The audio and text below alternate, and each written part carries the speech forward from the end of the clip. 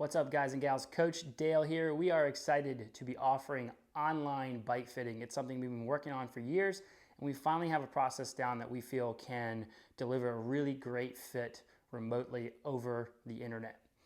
So before I get into how to get the most out of this fit session, I want to reiterate who this is not for. This is not for someone who does not own a trainer, someone who does not own tools, someone who is not confident in making adjustments to their own bike, and someone who is not capable of shooting their own high quality video.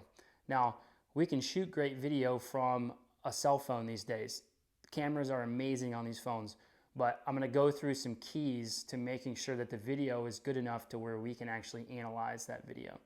So if you are capable of shooting video, capable of wrenching on your own bike and confident making changes to the bike, and you own a bike and a trainer, this is for you. So let's jump into how to get the most out of this fit session. Now, first thing we have to do is make sure that the bike is on the trainer and it is level. Two ways to do that. You can use your handy level, put it between the front and the rear skewers, or simply measure from the ground to the rear skewer and the ground to the front skewer. That is going to show you that the bike is level. After we have the bike level, we need to measure the distance in millimeters between the front and the rear skewer, and also we need to measure the front end of the bike. We want to measure from the outside edges in millimeters. So we want to go to the very outside edge of your bars. If you have a road setup, you're just going to go from the hoods, go a little behind the hoods, and measure to the widest part outside edge of the bars. Now, these measurements are important because that allows us to calibrate our measuring tools and use them while we're analyzing the video. Okay, so after you have the two measurements done, the front to rear skewer measurement and the handlebar width measurement, now we need to make sure that we take pictures of our shoes. Now, the key to getting a good shoe picture is taking a photo as close as possible, but getting the entire shoe in the picture. So cameras on phones are great again these days. So get the entire shoe, heel to toe, in the frame, and make sure that it's clear, focused. But we want to have a picture of both shoes. All right, they can be both in the same picture, and that's great. We need to just check out your cleat position prior to starting the analysis. So we need those pictures. After you've taken those pictures, all right, we have an option to increase the accuracy of your videos. Now, you can buy these. You might have some little small stickers laying around that's from like a yard sale or kids crafts or something like that. Maybe Target Practice, that's ones I like to use. These are like 3/4 inch to 1 inch round dots, and we want to make sure that they are completely contrasting. So these are bright orange, you see bright green, any color that will contrast your skin, your clothes, the wall, anything in the room. These can help increase the accuracy of our online analysis a ton. So it's optional, but highly recommended. You get some of these stickers, and there's a guide on our website on exactly where to put these stickers so that we can pinpoint different spots on the body and take angle measurements from those. So highly recommended, but optional. Get your body dots situated. So after that, we're setting up our camera. So our camera needs to be a solid 8 to 10 feet away, and that is going to get the entire bike and you into frame. That camera needs to be set at a height about equal to the top tube or the bars here. Sometimes they're pretty close together. So the height of the camera needs to be about right here.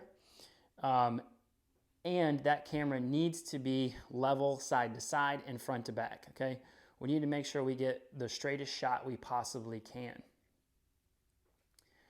Now, one of the major keys, and I can't stress this enough, you have to have as much light as possible. Now, don't blow out your video and make it so bright you can't see anything, but we need as much light as possible to get great video, because when we're doing slow-mo of you, the more light, the sharper the image stays when we slow it down. Now, if you want to send us slow-mo video, a lot of phones these days take great slow-mo video. If you want to send us slow-mo video, that is even better, okay? So, but just make sure that we have a lot of light. The higher frame rate that you're going to use on your phone camera or whatever you're using, the more light you're going to need. So even going outside is fine. We just want to make sure that we have a lot of light and that our clothes, bike, everything does not match the background that we are filming against. So if you have like white walls, don't wear a white kit. If you have a white walls, a white bike, don't wear a white kit. We need to contrast as much as possible. On top of that, it is beneficial to have tighter clothing. So the tighter clothing, the more accurate we can be at finding those dots or finding those pinpoints on your body to take angle measurements from. Okay, so we've got the camera set up, we've got lots of light, we've got a contrasting background. Now we need to make sure that we're getting shots from the side. We need to get a shot from the front. The shot from the front, this is not a great example of it, but we do need the entire bike basically from floor up. So you're gonna have to probably move your camera away a little bit. But we need the front shot to make sure that we are looking at your knees and your hips and seeing if anything's rocking or moving in and out. If there's any lateral movement in those joints, we need to be able to see that. So we also need a shot from the rear of the bike.